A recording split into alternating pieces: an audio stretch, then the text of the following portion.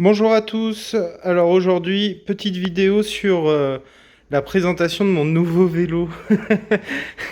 Ça change de d'habitude de la moto, etc. Mais bon, voilà, je me suis mis au vélo et on m'a prêté au départ un vélo électrique qui était un Riverside 500E, je crois, qui était un VTC avec un moteur électrique dans la roue arrière.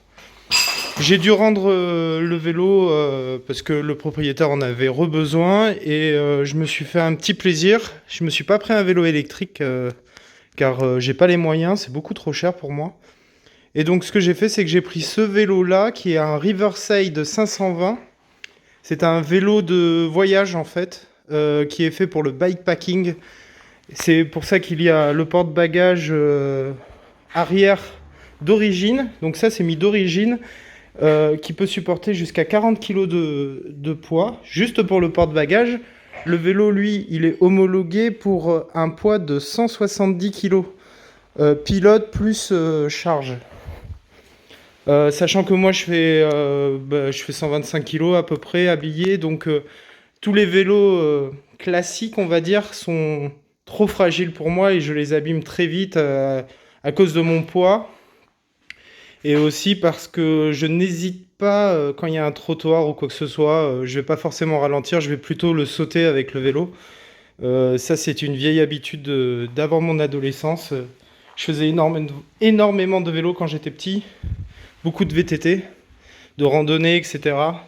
Et jusqu'à ce que j'ai 14 ans, et à 14 ans, comme j'ai eu un scooter, j'ai arrêté, hein.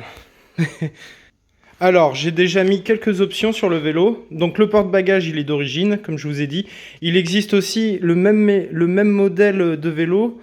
Enfin, c'est pas le même modèle, c'est un Riverside 900 qui, lui, coûte 1350 euros. Celui-ci, on est à 800 euros, 799 euros neuf. Et le modèle à 1350 euros, c'était un bicouleur vert clair et vert foncé un peu. Donc, qui a 3 plateaux au niveau du pédalier. Et à l'arrière, je crois qu'il a 9 vitesses. Alors que là, par exemple, ici, sur celui-ci, on est avec un monoplateau qui est en 36 dents normalement, avec 11 vitesses sur la roue arrière. C'est un vélo qui est équipé d'un freinage hydraulique, 100% hydraulique, il n'y a pas de câble, à l'avant et à l'arrière.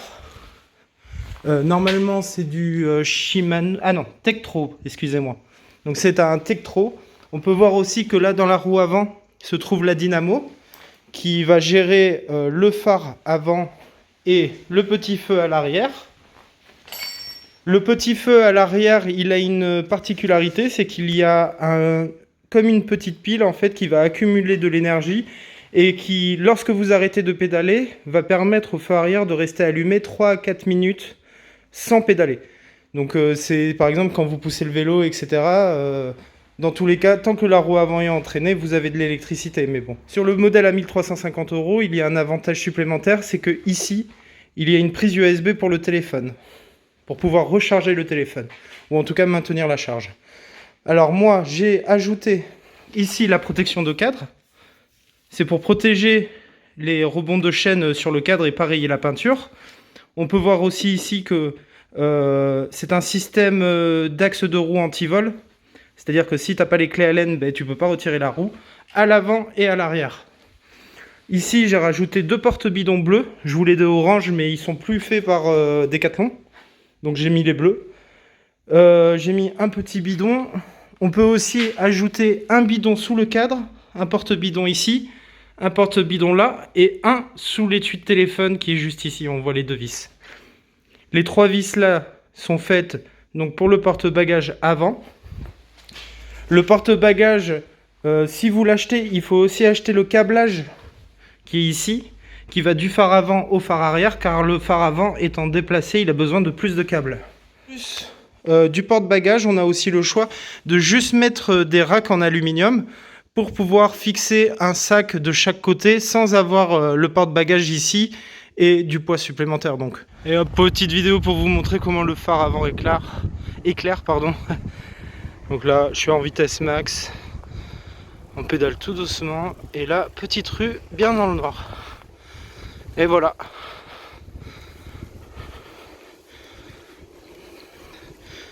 Donc voilà, moi là je suis à une main, j'ai fait 10 km seulement avec le vélo, il est très simple de prise en main. Il a une conduite très droite, c'est ça l'avantage. On a le dos bien droit et on voit bien.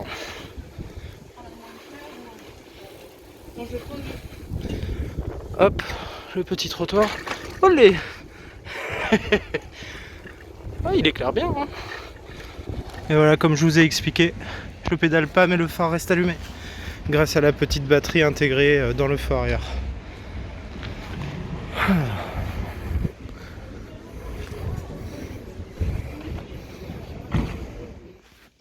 Ensuite, au niveau des pneus, donc on a des pneus, bon c'est des Décathlon, hein. C'est des pneus de chez Décathlon, ça on reconnaît. Alors, sur les avis des clients sur Décathlon, etc., ces pneus sont très mal notés.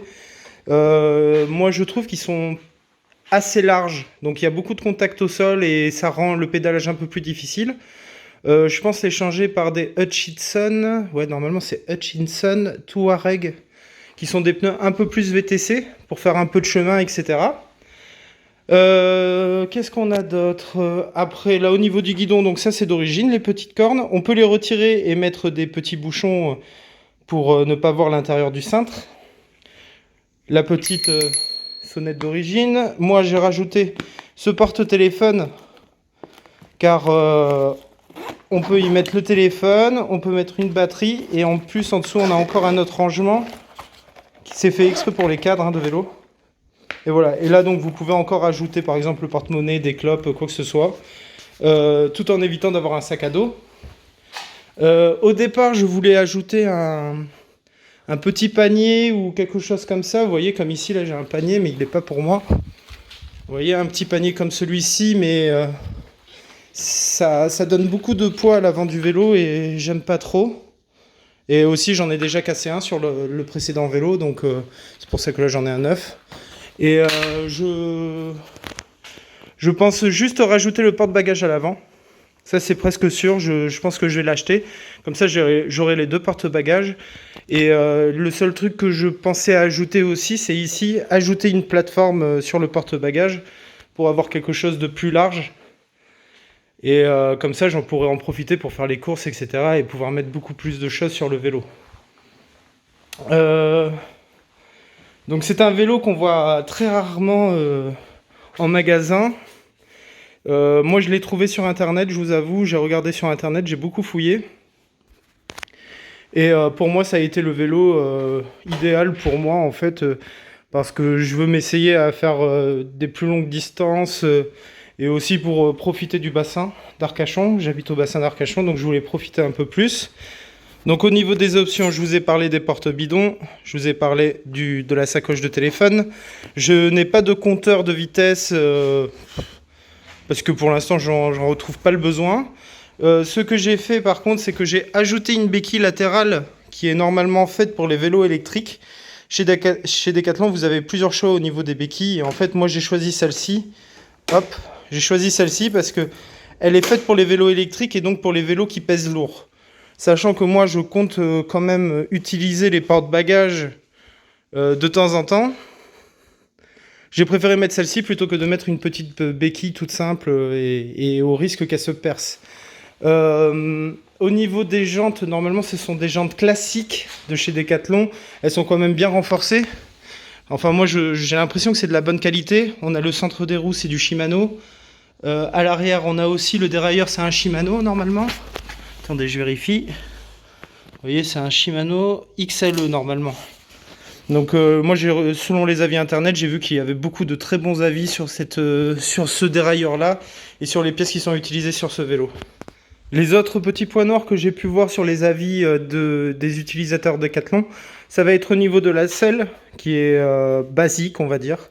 Beaucoup trouvent qu'elle est trop ferme et que c'est désagréable, mais déjà, j'ai l'impression qu'on peut régler la hauteur et peut-être même l'inclinaison. Ouais, on peut régler l'inclinaison d'origine, on peut régler l'avance et le recul sur la tige de selle d'origine.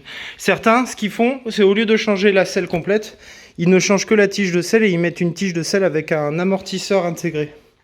Bon, la différence doit être minime, mais selon eux, ça apporte beaucoup de confort. Ici, on a des pédales, c'est les Between 500 normalement.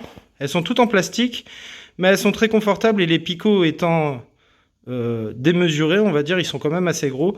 Les chaussures ne glissent pas pour l'instant, j'ai pas eu de ce problème-là. Les chaussures ne glissent pas, mais je pense à l'avenir passer avec des pédales automatiques d'un côté et classiques de l'autre, des Shimano, pour essayer tout simplement. J'ai jamais essayé ce type de pédale et je pense que ça doit être quand même pas mal, ça doit quand même doubler les efforts, ou en tout cas on doit moins se fatiguer avec des pédales automatiques. Alors au niveau des porte-bagages, donc en fait les barres qui sont ici et là ne sont pas posées aléatoirement, ce sont des sacoches, enfin ce sont des attaches universelles. C'est prévu vraiment pour chez Decathlon, si vous prenez les valises latérales Riverside, sur le côté vous avez des fait exprès pour rentrer la valise et qu'elle ne bouge plus sans ajouter de sangle ou quoi que ce soit. Donc c'est du plug and play. Au niveau du guidon, on a un beau cintre qui n'est pas droit d'ailleurs. Il l'a pas bien mis. Bon, ça c'est autre chose. Il n'y a rien à dire là-dessus. La prise en main, elle est bien. La sonnette fonctionne.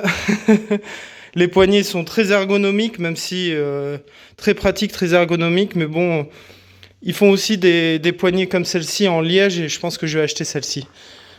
Et puis voilà, si jamais vous avez des questions en particulier sur ce vélo, je pourrai toujours y répondre. N'hésitez pas à les poser dans les commentaires.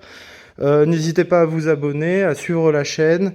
Ce n'est pas une vidéo sur la moto, malheureusement, car la moto, on est toujours au même point. J'attends les durites de liquide de refroidissement. Tant que j'ai pas de durite, je peux pas avancer. Passez de très bonnes fêtes et à plus tard les gars. Merci pour tout.